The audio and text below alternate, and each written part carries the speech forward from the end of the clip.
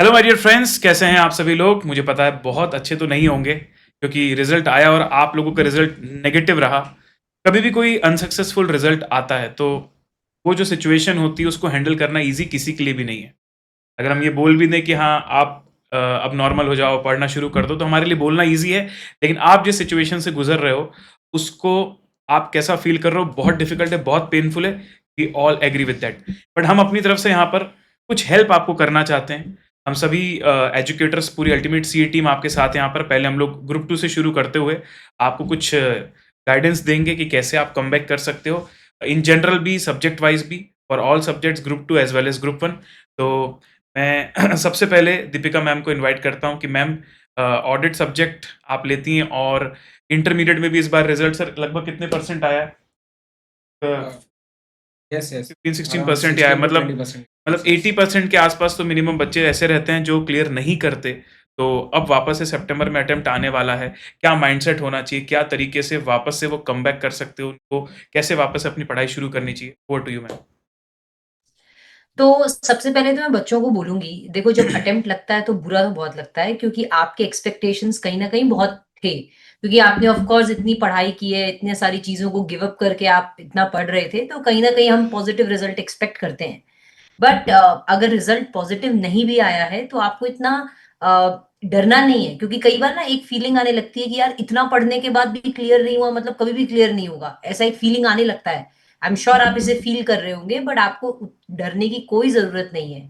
देखो, आपको अपनी वीकनेस पे वर्क करना है, अपने स्ट्रेंथ्स जो है उसे रिकॉग्नाइज़ करना है और अपनी वीकनेस पे वर्क करना है। स्पेशली अगर मैं आपको ऑडिट के बारे में बात करूँ, तो सबसे बड़ी दिक्कत ऑडिट में ये होती है कि बच्चे क्वेश्चंस की एनफ प्रैक्टिस नहीं करते हैं। रिविजन्स अपनी जगह है, रिविजन्स बच्चे करते हैं, रिविजन्स के अलावा क्वेश्चंस की प्रैक्टिस करना भी बहुत ज़रूरी है।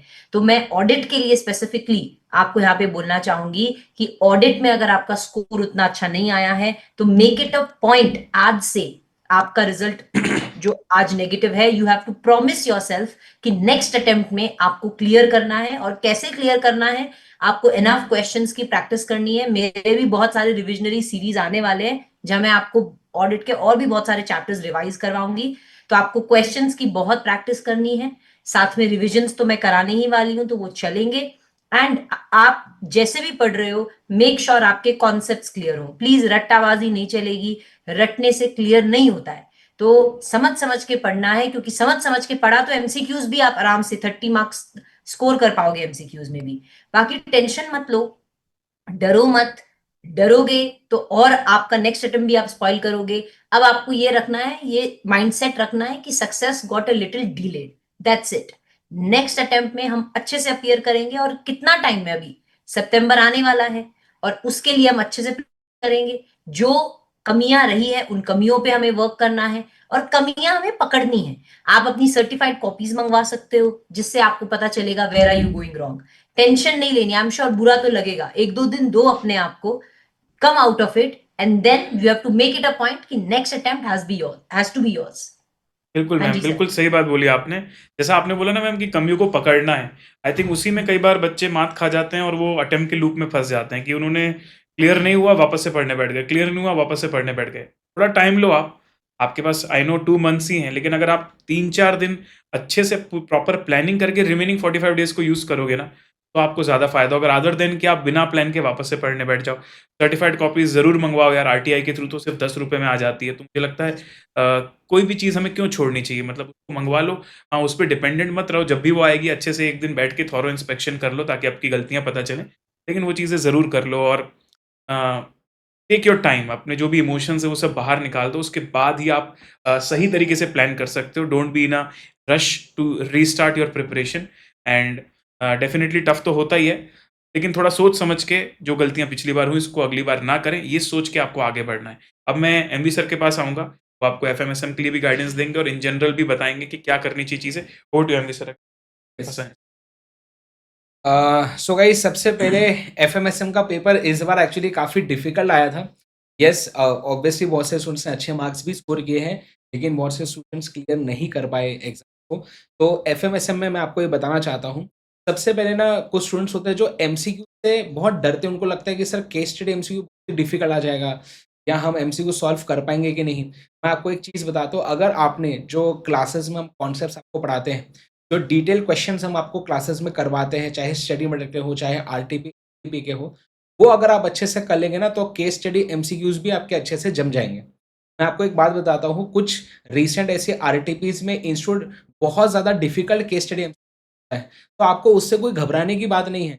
आप अपने कॉन्सेप्ट्स पे स्टिक रहें, बेसिक्स पे स्टिक रहें, है ना? और आपने जहाँ से क्वेश्चन प्रैक्टिस किए, पूरा वही के वही चीज़ें आप फ़ॉलो करें, ठीक है? अगली चीज़ आती है कि सर एफए में क्या सारे क्वेश्चन्स हमें लिख-लिख के करने चाहिए? फ्रैंकली अभी उतना टाइम नहीं होता है जनरली हमारे पास, तो आपको पहले से ही जब फर्स्ट टाइम आप पढ़ते हैं, अब जब आप पढ़ने बैठेंगे, तो आप पे मार्किंग कर लेना, जो क्वेश्चन्स आपको डिफ़िकल्ट लगते हैं, वो क्वेश्चंस को मार्क कर लो, उतना ही वही वाले क्वेश्चंस को आपको एक बार लिख के देखना है और आगे उनको ही ज़्यादा रिवाइज़ करना है, ठीक है? अगली बात आती है एसएम की, अगर मैं आपको बोलूँ, एसएम में हम क्लासेस में आपको सारे कॉन्सेप्ट्स बताते हैं, एग्ज़ाम्पल्स बताते हैं, पर at the end of the day जो स्टडी मटेरियल में लैंग्वेज है, वो लैंग्वेज को आपको थोड़ा बहुत फ़ॉलो करना ही पड़ेगा, तो ही आपके मार्क्स उसमें आएँगे, है ना? तो इसलिए मैं जो हूँ आपको ऐसे में बहुत सारे मैंने आपको ट्रिक्स दिए हैं। हमने अभी रिसेंटली भी एक बस हमारे स्टूडेंट का निर्मित नाम था, उसको उसने इंटरव्यू लिया था। सीए इंटर बोथ ग्रुप उसने पास किया है, अल्टीमेट सीए से रहा था सारे सब्जेक्ट्स। तो मैं उसको भी पूछ रहा था, तो उसने कहा सर आपने जो मेमोरी ट्रिक्स दिए थे, उसमें से ही पूरा पेपर आया था एसएम का, है ना? तो मेरा पॉइंट ये है कि मेमोरी ट्रिक्स से जो है आप चीज़ों को याद रखने का आपको एक सीक्वेंस समझ में आता है, ठीक है ना? और उसको भी एसएम का जो सब्जेक्ट है ना, वो आपको कभी भी ऐसा नहीं करना है कि आप 4 घंटे, 5 घंटे जो है एसएम ही पढ़ रहे हैं, ऐसा कभी नहीं करना है। मैं हमेशा बोलता हूँ सर कि एसएम का सब्जेक्ट ना वो अचार के जैसा है वो। हाँ, जैसे खाने के साथ जो अपन अचार जो थोड़ा-थोड़ा है, अपन हाँ, ऐसा 3-4 कटोरी अचार नहीं खाते हम। हम जब भी खाना खाते हैं थोड़ा-सा अचार लेते हैं। वैसे ही जब भी आप पढ़ने बैठेंगे, तो थोड़ा-सा ऐसे में आपको पढ़ना है, ठीक है ना? आधा घंटा, 1 घंटा डेली उसे पढ़िए। जब आप डेली उसे करते रहेंगे, मैक्स टू मैक्स 1 आवर अगर आपने डेली दिया ना, आज से आप शुरू करें। डेली 1 आवर अगर आपने दिया एसएम के सब्जेक्ट को, बस आप रिवाइज़ करते हैं। जितना ज़्यादा आप रिवाइज़ करेंगे, उतना आपका रिटेंशन बढ़ेगा, ठीक है ना? तो ये चीज़ों का आप फ़ॉलो करें। बाकी हमारी कंपाइलर बुक्स वगैरह रहती हैं, क्वेश्चन बैंक्स होते हैं, जो क्वेश्चन बैंक होती है, आप प्लीज़ वो फ़ॉलो करें, क्वेश्चन सारे सॉल्व करें, आप बिल्कुल बहुत अच्छे मार्क्स से पास होंगे। एक और चीज़, सीए फाउंडेशन में जब अटेम्प्ट्स लगते हैं ना, मेबी उतना दर्द नहीं होता है। पर सीए इंटर में जब अटेम्प्ट लगता है, तो हमें ऐसा लगता है सर पता नहीं अब फ्यूचर में क्या होगा, है ना? हमें आर्टिकलशिप अच्छी जगह मिलेगी या नहीं आगे, जॉब में तो कोई दिक्कत नहीं होगी, मैं आपको बता दूँ। आप बिल्कुल मत घबराइए। अटेम्प्ट्स जो है लॉन्ग टर्म में मैटर नहीं करते हैं, ठीक है ना? अगर आपका अभी अटेम्प्ट लग भी गया है, चाहे पहला अटेम्प्ट हो, दूसरा हो, तीसरा हो, कोई भी हो, प्लीज़ डू नॉट वरी। आप अपने पढ़ाई पे भी फ़ोकस करें, राइट? एंड मैंने जैसे आपको एक पुरानी वीडियो में बोला था कि आप क्या करें ना, अपने मिस्टेक्स को एक लिख के रखें अभी, ठीक है ना? आज आप रात को बैठे शांति से और एक पेज पे लिखिए आप कि कहाँ पे जो है हमारे गलती हुई थी। क्या ऐसा तो नहीं आपने कोर्स ही कंप्लीट नहीं किया, या आपके कॉन्सेप्ट्स आपके क्लियर नहीं थे, या क्वेश्चन प्रैक्टिस में जो है हमारी कमी रह गई, या हो सकता है हमने मॉक टेस्ट नहीं दिए। बहुत से स्टूडेंट्स को ये समझ में नहीं आता कि 3 घंटे में पेपर पूरा कैसे करना होता है, क्योंकि हमने मॉक टेस्ट दिया ही नहीं। अगर आप एक बार भी मॉक टेस्ट देते ना, आपको समझ में आ जाता कि सर 3 घंटे में तो मैं 60 मार्क का ही सॉल्व कर पा रहा हूँ। तो आपको तब समझ में आता है कि हमें कहाँ स्पीड बढ़ानी है। ऐसा नहीं होना चाहिए कि हम एमसीक्यूज़ में ही 1-1 घंटा सिर्फ एमसीक्यूज़ में ही बैठे हुए हैं। तो हमें ये चीज़ें तब समझेगी, आप ये तब प्लान कर पाएँगे जब आप मॉक टेस्ट देते हैं। तो आपकी जो भी गलतियाँ हैं वो आप लिखिए एक जगह पे, और अब आपको मेक श्योर करना है कि वो अब हम रिपीट ना करें आगे जाके, राइट? तो पहले गलतियाँ लिखें, देन एक प्लान बनाइए। अब आने वाले 60 डेज़ के अंदर जो है, आपके चाहे 6 सब्जेक्ट्स आपको कवर करने हैं इंटर के, या 3 सब्जेक्ट्स करने हैं, तो 60 डिवाइड बाय 6 करें तो 10 दिन बचते हैं। 60 डिवाइड बाय 3 करें तो 20 डेज़ होते हैं पर सब्जेक्ट, है ना? तो आपको ऐसा प्लान बना के चलना पड़ेगा, और हम आगे भी और वीडियोज़ आपके लिए लेके आएँगे कि आप कैसे प्लानिंग कर सकते हैं। बट प्लीज़ आप घबराइए मत, एंड हमारी पूरी टीम आपके साथ है, और हमारे रिवीजन मैराथन सेशंस भी आगे आएँगे, है ना? और हम इस यूट्यूब चैनल पे और भी चीज़ें लेके आएँगे, ठीक है? Yes sir. मैं चाहूँगा प्रणव सर जो है, आप प्लीज़ अब बताएँ सर कॉस्टिंग के लिए। वैसे तो कॉस्टिंग में हमने देखा कि प्रणव सर के स्टूडेंट्स ने बहुत ज़बरदस्त मार्क्स स्कोर किए हैं, है ना? बहुत सारे स्टूडेंट्स हैं 80 प्लस हैं, 90 प्लस भी सर, 91 होगा सर। है ना? तो 90 प्लस है, 80 प्लस है, एंड बहुत सारे स्टूडेंट्स ने अच्छे मार्क्स स्कोर किए। लेकिन फिर भी सर कॉस्टिंग में सर कहाँ पे स्टूडेंट को, मतलब कहाँ पे गलती होती है कॉस्टिंग में? कि क्यों अगर कोई स्टूडेंट कॉस्टिंग में क्लियर नहीं कर पाया, तो सर आपको क्या लगता है क्या हो सकता है? Yes sir. सर कई बार कॉस्टिंग एक ऐसा सब्जेक्ट है ना, उसका थोड़ा परसेप्शन अलग चलता है। कई बार बच्चे उसको बहुत टफ मान जी। लेते हैं। कई बार बहुत बच्चे उसको ऐसा टफ मान लेते हैं कि यार ये बहुत ही ज़्यादा टफ सब्जेक्ट है, और उस चक्कर में क्या होता है ना कि वो सिर्फ उसकी उस पोर्शन को देख पाते हैं सब्जेक्ट के जी, जो टफ है या डिफिकल्ट है, और शायद बहुत सारा पोर्शन ऐसा होता है जिससे पास हो सकते हैं, उसको वो देखते नहीं है। राइट, तो मेरा एक स्टेप अप अप्रोच हमेशा मैं बच्चों को बोलता हूँ, और जिन्होंने भी क्लासेस करी उन सबको पता होता है क्या चेक पॉइंट्स दिमाग में रखने हैं कि आप ना धीरे धीरे आगे बढ़ सकते हो। मतलब आप पहले अपने आप को पास होने के लिए तैयार कर सकते हो, फिर एग्जामिशन के लिए तैयार कर सकते हो, फिर अपने आप को 80-90 प्लस के लिए तैयार कर सकते हो। आप डायरेक्टली वो चीज़ें करोगे जो 90 प्लस के लिए जरूरी है और शायद पास होने के लिए जरूरी, वो नहीं कर रहे हो तो भी गलत है। तो मैं बोलता हूँ जिस स्टेज में तुम हो उसको इंप्रूव करने की कोशिश करो। जैसे कि सर ने बोला कि आपको इन राइटिंग प्लान बनाना चाहिए, मैं भी इस बात में बिल्कुल फोकस करता हूँ या सपोर्ट करता हूँ, क्योंकि क्या होगा ना, अभी वो पेन है, अभी वो दुख है, अभी तुमको याद है तुमसे क्या गलतियां हुई हैं, फिर क्या होगा ना 8-10 दिन बाद फिर से नॉर्मल हो जाता है सब, और तुमको फिर लगेगा भी नहीं कि ऐसा कोई रिजल्ट आया था, और फिर जो तुम्हारी गलतियां थी ना वो भी हाइड हो जाती, वो भी तुमको नहीं दिखती। अभी लिख के रखोगे ना और बार बार उस पेज को देखते रहोगे तो तुमको रिमाइंड होता रहेगा कि भाई मैंने ये करेक्ट, मिस्टेक करी थी, इस बार मुझे नहीं करनी। मॉक टेस्ट पेपर वाली चीज बहुत सारे बच्चों का ये होता है, सब कुछ सीख के गए थे, समझ के गए थे, सर क्वेश्चन कहाँ से शुरू करें समझ में नहीं आ रहा, कॉस्टिंग के अंदर प्रैक्टिकल सब्जेक्ट में होता ही है, और सर शुरू कर भी दिया तो टाइम से खत्म ही नहीं कर पा रहे क्योंकि मॉक टेस्ट पेपर की प्रैक्टिस नहीं करके। देखो 30% सिलेबस ऐसा ही बनाया जाता है कि मान लो 5 नंबर का भी कोई क्वेश्चन ऐसा दे देगा जो 10 नंबर के क्वेश्चन से ज़्यादा टाइम ले रहा होगा। वो तुमको पता अगर होगा तो तुम उसको पहले अटेम्प्ट नहीं करोगे, और अगर नहीं पता होगा क्योंकि तुमने मॉक टेस्ट पेपर अगर दिए होंगे तो तुम समझ जाओगे कि ऐसा पैटर्न आता है, और नहीं दिया होगा तो तुम लाइन से सारी चीज़ें करते जाओगे और ऐसी चीज़ों में स्टक होके जो बनता है उसे भी गड़बड़ करके आ जाओगे। इसलिए शांति से बैठ के प्रॉपर राइटिंग में प्लान बनाओ, कौन कौन सी चीज़ें, जैसे अगर मैं कॉस्टिंग के अंदर तुमको बोलूँ, स्टडी मटेरियल के सारे कॉन्सेप्ट, स्टडी मटेरियल के सारे प्रॉब्लम, सबसे पहले ये काम पूरा करना है। अगर तुम्हारे इसमें से कुछ बचा है पहले वो खत्म करो। नहीं सर मैंने पिछले अटेम्प्ट में ये सब कर लिया था, कोई बात नहीं, अब तुम पीवाईक्यू आरटीपी करो। पीवाईक्यू आरटीपी के लिए भी हो सकता है तुम्हारे पास टाइम कम है, तो मैंने लिमिटेड पीवाईक्यू आरटीपीज जो इंपॉर्टेंट है देखने चाहिए वो मैंने यूट्यूब पर करवाए हुए हैं। केस सिनेरियो तुम बिल्कुल करके नहीं गए थे, वो थोड़ा सा करके जाओ। पर मेरा क्या कहना है, स्टडी मटेरियल नहीं हुआ और तुम सीधे केस सिनेरियो कर रहे हो तो भी गलत है। कौन सी चीज राइट, ज्यादा प्रायर है, जिसकी प्रायोरिटी ज्यादा, पहले पास होने का जुगाड़ बनाओ, फिर अच्छे नंबर का जुगाड़ बनाओ। क्या होता है कोई तुमको बोल देता है वो कर लो, कोई बोल देता है ये कर लो, ऐसा नहीं भाई। क्या ज्यादा इंपॉर्टेंट है वो पहले, फिर सेकंड, फिर थर्ड, फिर फोर्थ, ऐसा। ठीक है। और जैसा कि सर ने बोला कितने डेज बचे हैं, कितने सब्जेक्ट कर रहे हो, उस हिसाब से एक अलोकेशन करो, क्योंकि क्या होता है ना, हम लोग किसी सब्जेक्ट में ज़्यादा बह जाते हैं, ज़्यादा टाइम ले लिया, फिर ओवरऑल यार अल्टीमेटली समझो तुमको किसी एक सब्जेक्ट से तुम पास नहीं होने वाले, तुम सभी से सब्जेक्ट से पास होने वाले हो। तो बैलेंस तुमको टाइम का बना के चलना पड़ेगा। हो सकता है तुम्हारा कॉस्टिंग में 80 आ रहा है लेकिन तुम एफएमएसएम के लिए टाइम ही नहीं निकाल पाए, तो गलत है। या फिर तुम एफएमएसएम बहुत पढ़ लिया लेकिन कॉस्टिंग के लिए टाइम नहीं निकाले, तो भी गलत है। भाई तुम दोनों में 70 लाओ चलेगा, दोनों में 60 लाओ चलेगा, लेकिन बैलेंस बना के चलना है। ठीक है। तो इन चीज़ों को थोड़ा सा दिमाग में रखो और धीरे धीरे करके तुम कोप अप कर सकते हो। और जैसा कि भाई हम सभी ने बताया कि गलतियां क्या है वो तुमको पता है, तुम किसी से पूछने मत जाओ। एक बार काम माइंड से सोच के देखो, तुम्हें खुद गलतियां तुम्हारी मिलेंगी। और सर्टिफाइड कॉपीज जल्दी से जल्दी अप्लाई कर दो, ताकि वो कॉपीज जब आएंगे तो और ऐसी चीजें पता चलेंगी जो शायद तुम्हारा माइंड नहीं सोच पा रहा है, फिर भी तुम वो गलतियां कर रहे हो। ठीक है। तो इसके साथ भाई ग्रुप 2 का हमारा स्ट्रेटजी यहाँ पर हम ओवर करते हैं। अब मैं ग्रुप 1 के सारे फैकल्टीज को इन्वाइट करता हूँ। Yes, Tejas sir and Indresh sir and Vivek Gaba sir, request है आप लोगों से कि आप जो है बच्चों को गाइड करिए। Over to you sir. Hello बच्चों, I hope all of you doing good. And group 2 की फैकल्टीज ने आपको अभी बहुत सारी इंपॉर्टेंट चीज़ें बताई, बहुत सारी चीज़ों में आपको गाइड किया। आई होप आप सभी ने उस चीज़ को नोट किए हो। एंड अगर अभी तक नोट नहीं किए, ये गलती करके बैठे हो, तो यहाँ पे सभी लोग ध्यान दीजिए कि इसको एक पेन पेपर लेके बैठिए, क्योंकि ये सेशन में हम जितनी भी चीज़ें बोल रहे हैं इसमें से इंपॉर्टेंट पॉइंट्स है जो आपको ध्यान रखना है। Right, so we will now start with the group 1 strategy of comeback for September 25। तो यहाँ पे सबसे पहले, सिंस एडवांस्ड अकाउंटिंग हमारा सबसे पहला पेपर है, तो मैं आपको सबसे पहले एड्रेस करूंगा। एंड एडवांस्ड अकाउंटिंग में क्या चीज है, सभी लोग यहाँ पे थोड़ा ध्यान दीजिए। ठीक है। सबसे पहले मैं आपको बोलूंगा बेटा, एडवांस्ड अकाउंटिंग में हमारी गलती कहाँ होती है, वो ये है कि यार आज ना हमने निर्मित के साथ एक सुबह इंटरव्यू भी डाला था, उसमें निर्मित से भी मैंने ये चीज पूछा था कि बेटा आपके अनुसार कहाँ गलती हो सकती है बच्चों की, तो उसने भी ये चीज बोला और मैं भी आपको ये चीज रीआइटरेट करूंगा, क्योंकि ये मैं ऑब्जर्व करता हूं अमंग्स मेनी स्टूडेंट्स। हम क्या करते हैं, अकाउंटिंग स्टैंडर्ड्स में एक बार अकाउंटिंग स्टैंडर्ड्स की पूरी थियरी पढ़ ली ना, फिर हम छोड़ देते हैं कि भैया मेरा अकाउंटिंग स्टैंडर्ड्स यहाँ पे हो चुका है, खत्म। ठीक है। तो जैसे ही हमारा ये होता है, हम अकाउंटिंग स्टैंडर्ड्स की थियरी पढ़ के छोड़ देते हैं कि भैया अकाउंटिंग स्टैंडर्ड्स हो गया खत्म और अब नेक्स्ट एएस पे चले जाओ, तो आपका वो अकाउंटिंग स्टैंडर्ड्स की पढ़ाई पूरी हो गई वेस्ट। क्योंकि अकाउंटिंग स्टैंडर्ड्स एक ऐसी चीज है जिसमें थियरी समझने के बाद उसका प्रैक्टिकल इंप्लीकेशन समझना जरूरी है, मतलब क्वेश्चन करना जरूरी है। जब तक आप वो चीज नहीं करोगे आपकी वो पढ़ाई अधूरी रह गई।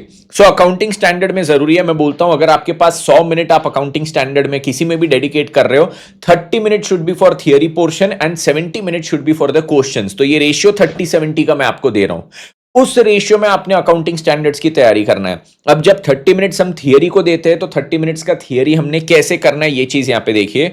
थियरी में मैं रेगुलर क्लास में आप सब स्टूडेंट्स को समरी चार्ट्स बनवाता था, जो रेगुलर क्लास के स्टूडेंट्स नहीं भी है, जो भी है देख रहे, मैंने वो समरी चार्ट्स फ्री में सबके लिए अवेलेबल किए हैं। उसकी लिंक है मेरे टेलीग्राम चैनल पे भी, आपके दोस्तों में भी काफी बच्चों के पास होगी और हर जगह सर्कुलेटेड है वो लिंक।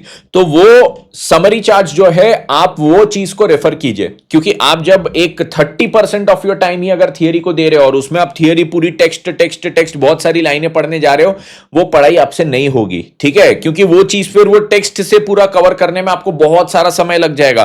फिर आप बोलोगे सर ने तो बोला था ये तो 30% ऑफ द टाइम है, 70% ऑफ द टाइम और देना है क्वेश्चंस को, तो आपके पास उतना समय भी नहीं है। सो स्मार्ट स्टडी करना पड़ेगा, cover the theory from the summary charts and then multiple number of questions and questions. ठीक है, ये अकाउंटिंग स्टैंडर्ड्स की बात होगी। चैप्टर्स की बात पे आते हैं तो चैप्टर्स में भी again maximum number of questions. एक इंपॉर्टेंट चीज जो बोलूंगा, काफी बच्चे 80% ऑफ द स्टूडेंट्स जो यहाँ पे ये सेशन देख रहे हैं, आप लोग ने टेस्ट सीरीज अटेम्प्ट नहीं किए होंगे। प्लीज मेक श्योर आप लोग टेस्ट सीरीज अटेम्प्ट करें, क्योंकि बेटा इट इज एज उसका एक बहुत ही लॉजिकल चीज बताता हूं। आप ये समझिए कि भैया अपना विराट कोहली वर्ल्ड कप खेलने जा रहा है बिना नेट प्रैक्टिस किए और बिना मैच प्रैक्टिस किए, सीधा वर्ल्ड कप की मैच में जाके बोलता है कि हाँ this is the time I will practice my shots, और फिर बोलता है कि भैया मैं पहले 10 ओवर खेलूंगा ना, मेरे से कोई उम्मीद मत रखना, आखिरी 40 ओवर में मैं फिर देख लूंगा क्या करना है, पहले 10 ओवर में यहाँ पे देखूंगा बराबर खेल पा रहा हूं कि नहीं। ये भैया क्या एक एक्सेप्टेबल सिनारियो है क्या हमारे लिए? नहीं। पर आप लोग वही करते हो, आप लोग टेस्ट सीरीज देते नहीं हो, सीधा जाके फर्स्ट टाइम अंडर प्रेशर एक टाइम बाउंड मैनर में लिखने का आप सॉल्व करने का कहां कोशिश करते हो एग्जाम में, जिसमें पहला 1 घंटा तो हमारा ऐसे ही निकल जाता है कि भैया इतना प्रेशर, इतनी स्पीड में सोचना है, इतनी स्पीड में लिखना है।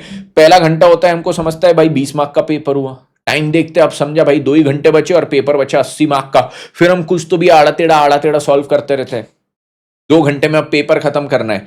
तो ये हमारे साथ क्यों होता है? क्योंकि हम टेस्ट सीरीज नहीं देते। तो test series is not just to test कि आपका नॉलेज कितना आपने गेन किया है और कितना प्रॉपर गेन किया है, it is also to make sure कि आपने जो नॉलेज गेन किया है उसको क्या आप under pressure in a time bound manner लिख पा रहे हो कि नहीं, राइट। तो मल्टीपल टेस्ट सीरीज राउंड्स देना जरूरी है and this makes a whole lot of difference, ये मेरी बात मानो। सो टेस्ट सीरीज आप सभी ने देना ही देना है, 110% देना है, और इसको आप लोग स्टार्ट कर देंगे यहाँ पे जुलाई एंड से या अगस्त के फर्स्ट वीक से। और टेस्ट सीरीज में भी मैं बोलता हूं केवल एक टेस्ट नहीं देना, सीरीज बोल रहा हूं, 50-50 मार्क्स, 100 मार्क्स, ऐसे आप रिपीटेड राउंड्स दोगे ना तो आपके रिविजन्स भी मल्टीपल होंगे एंड साथ ही साथ आपका उसका राइटिंग प्रैक्टिस भी होगा under pressure in a time bound manner, ठीक है। और लास्ट में मैं एक चीज बोलता हूं यहाँ पे, ये तो हो गई एडवांस्ड अकाउंटिंग की बात पूरी की, सब्जेक्ट स्ट्रैटेजी कैसे बनाएंगे।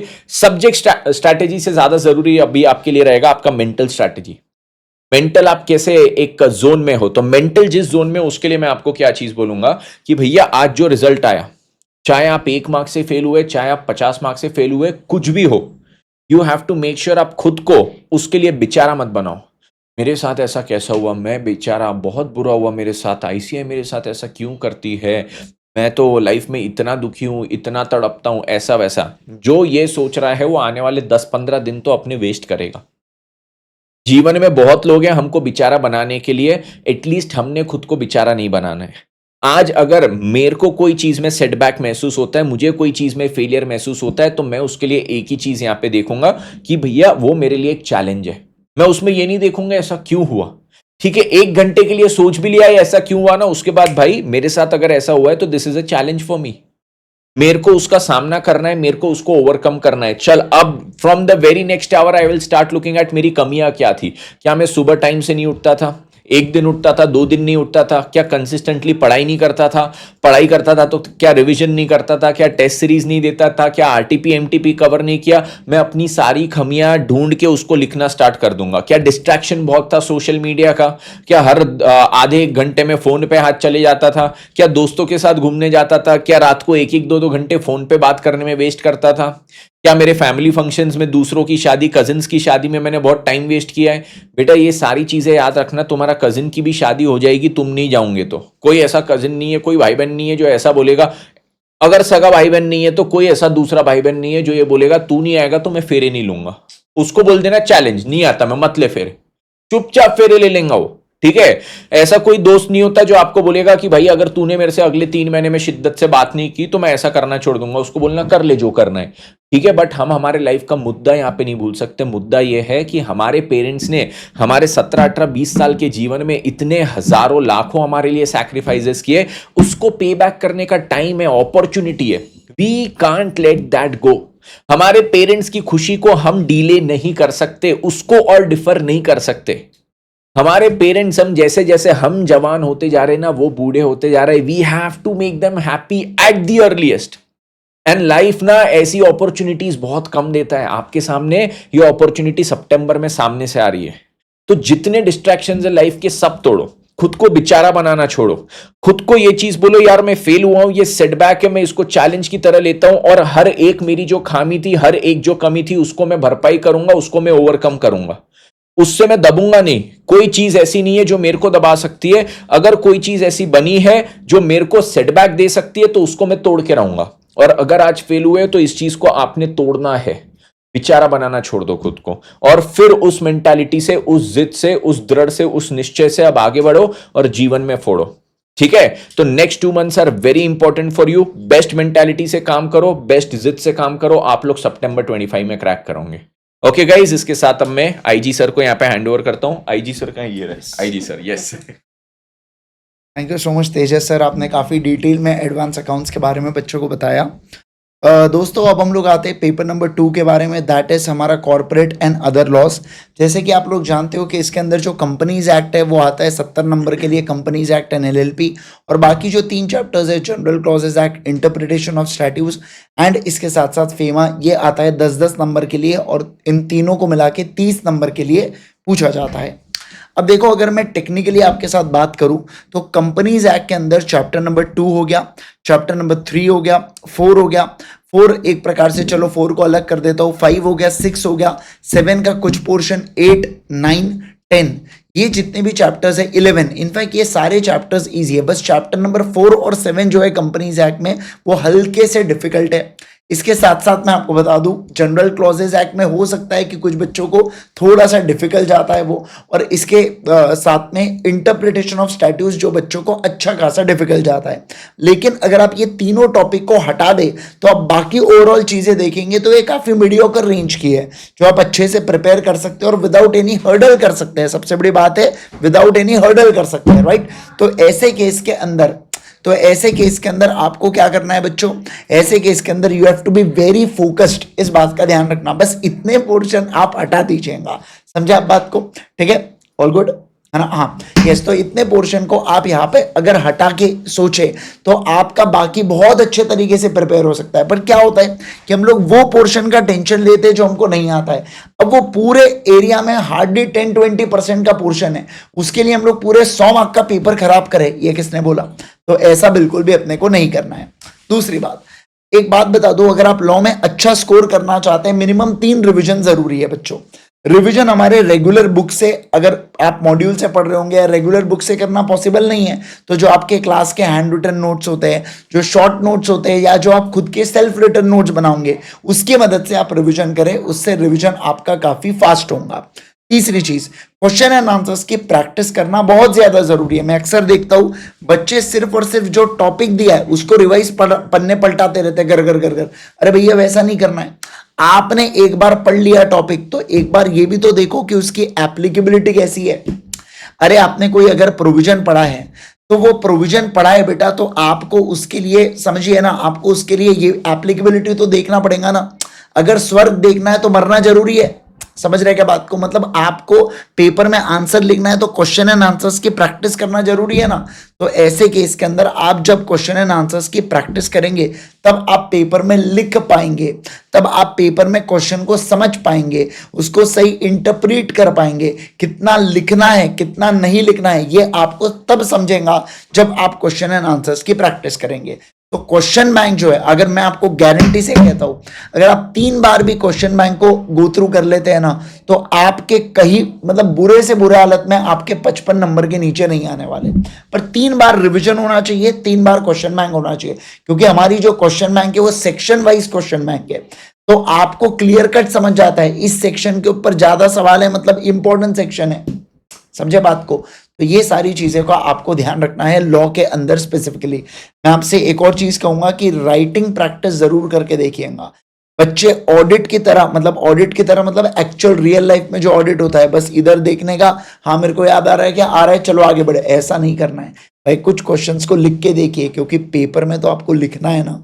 तो ऐसे केस में आप कुछ क्वेश्चन को लिखिए, लिख के प्रैक्टिस कीजिए, इससे जो आपका कॉन्फिडेंस होगा वो बहुत ही खतरनाक बढ़ेगा, ठीक है। अब मुझसे बच्चे पूछते हैं कि सर हम लोगों ने क्या अभी फास्ट ट्रैक बैच को ज्वाइन करना चाहिए क्या हमने एग्जाम ओरिएंटेड बैच को ज्वाइन करना चाहिए क्या? ये डिसीजन आपका है बच्चों, इसके लिए मैं आपको नहीं फोर्स कर सकता, ना ही मैं आपको बता सकता हूँ, पर एक डायरेक्शन मैं आपको दे सकता हूँ। अगर आपके 60 के ऊपर है तो वैसे ही एग्जामिशन हो गया। 50, अगर मान लो आपके 40 से 60 के बीच में, तो आपको सिर्फ रिवीजन की जरूरत है, कहीं ना कहीं कॉन्सेप्चुअल क्लैरिटी है आपके पास। अब अगर 40 के नीचे है तो ये आपको डिसाइड करना है कि ये एक्सेप्शन वाला अटेम्प्ट था, जहां पर आपको ऐसा लग रहा है कि मेरी पढ़ाई तो हुई है बट यार मैं थोड़ा पैनिक कर गया पेपर में, मेरी तबीयत खराब थी उसके कारण मेरे को कम नंबर आए। और अगर आपको ऐसा लग रहा है कि नहीं नहीं ऐसा कुछ नहीं है, मुझे कॉन्सेप्चुअल क्लैरिटी नहीं है, फिर आप एक बार का फास्ट ट्रैक बैच के बारे में सोच सकते हो। अदरवाइज मुझे लगता है कि आपका सेल्फ रिविजन से ही आराम से काम हो जाएगा, क्योंकि कब आप क्लास देखोगे 2 महीने में, फिर कब फिनिश करोगे। और मान लो आप अगर मान लो आप डिसीजन लेते हो कि नहीं मुझे फास्ट ट्रैक बैच लेना है, तो उस केस में उन टॉपिक्स को देखना है जो आपको दर्द देते हैं बेटा, जो आपको ऑलरेडी अच्छे से आते हैं। आप उन्हीं चीज को देख के क्या कर लोगे बार बार, तो आप उन्हीं टॉपिक्स को देखना जो आपको क्या कर रहे हैं, जो आपको परेशान कर रहे हैं, ठीक है ना। तो ये एक पूरा फुल प्रूफ प्लान है जो मैंने आपको दिया हूं। इसके अलावा मैंने एक 15 डेज का प्लानर भी अपलोड किया हो यूट्यूब के ऊपर, कि कैसे आप 15 दिनों के अंदर लॉ को रिवाइज कर सकते हैं, दिन के अगर आप 4 से 5 घंटे देते हैं तो भी। तो उस प्लानर वाले वीडियो को जरूर से चेक कर लेना, वो आपको बहुत मदद करेगा, ठीक है। तो that's all from my side guys, hope so आप सबको लॉ के बारे में अच्छा खासा जानकारी मिल गई हो, है ना। अकाउंट्स हमारा हो चुका है, लॉ भी हो चुका है, ग्रुप 2 हमने ऑलरेडी देख चुके हैं, और अब हम लोग बुलाएंगे विवेक गाबा सर को, जो आपको टैक्स के बारे में बताएंगे एंड साथ ही साथ इस सेशन को कंक्लूड करेंगे, right. All the best guys, thank you so much, over to you Vivek sir. Thank you so much sir. And जितने भी बच्चे इस वीडियो को देख रहे हैं, फर्स्ट ऑफ ऑल पहली बात तो आपको ये घबराना नहीं है कि सर मेरे एग्ज़ाम क्लियर नहीं हुए तो अब मेरे को अगली बार होंगे या नहीं होंगे, क्योंकि बहुत सारे बच्चों के मन में नेगेटिविटी आती है इस टाइम। और होता क्या है, मतलब हम खुद तो सह लेते हैं, बट जब रिलेटिव्स कॉल करते हैं, दोस्त कॉल करते हैं, दूसरा कोई दोस्त अगर हमारा क्लियर हो जाता है तो ना और चुभता है यार हमारा क्यों क्लियर नहीं हुआ। तो पहली बात वो थॉट्स अपने दिमाग से निकाल दो, क्योंकि देखो प्रोफेशनल एग्जाम है और ये कोई ऐसा तो है नहीं बीकॉम के एग्जाम है या 11th-12th के एग्जाम है, मतलब आप सीए का कोर्स कर रहे हो। और ऑब्वियसली बात है कि 15% बच्चा पास होता है, 85% बच्चा कहीं ना कहीं फेल है। तो उसके अंदर कोई घबराने की बात नहीं कि शायद हम क्लियर नहीं कर सकते, आपने बिल्कुल भी सोचना नहीं है। अब बाकी सारी बातें ऑलमोस्ट सारी की सारी टीम ने आपको बताई दी हैं कि क्या डू एंड क्या डोंट्स होने चाहिए, कि क्या करना है और क्या नहीं करना। तो अगर मैं टैक्सेशन की बात करूंगा तो टैक्सेशन को लेके कुछ बातें आपको बहुत ध्यान में देनी है। अब होता क्या है, बच्चे को ना कई बार हम कहते हैं टैक्सेशन में प्रोविजन इंपॉर्टेंट है और क्वेश्चन इंपॉर्टेंट है, तो बच्चा उस चीज को गलत इंटरप्रेट कर लेते हैं। मतलब कई बच्चे क्या कर रहे हैं, सिर्फ प्रोविजंस पढ़ते जा रहे हैं, मतलब मैराथन्स देख रहे हैं, रिवीजन क्लास देख रहे हैं, वो क्वेश्चंस की प्रैक्टिस ही नहीं कर रहे। फिर डायरेक्टली जब वो एग्जाम हॉल के अंदर है तो उनको लगता है इतना बड़ा क्वेश्चन ये तो मेरे से होगा ही नहीं, उनको एडजस्टमेंट समझ में नहीं आ रही, क्योंकि क्वेश्चन की मिक्सिंग इंस्टीट्यूट एक अलग लेवल पे कर रहा है। और मैं क्लियर कर दूं कि पेपर जो है वो ऐसा नहीं है कि मैनुअल ही बन रहा है, मतलब कहीं ना कहीं आज एआई का भी यूज हो रहा है, क्योंकि आप सब जानते हो इतने इतने टूल्स हमारे सामने, चैट जीपीटी है, आप उसके अंदर एक पॉइंट डालोगे तो वो 100 पॉइंट्स के ऊपर क्वेश्चन फ्रेम करके देगा।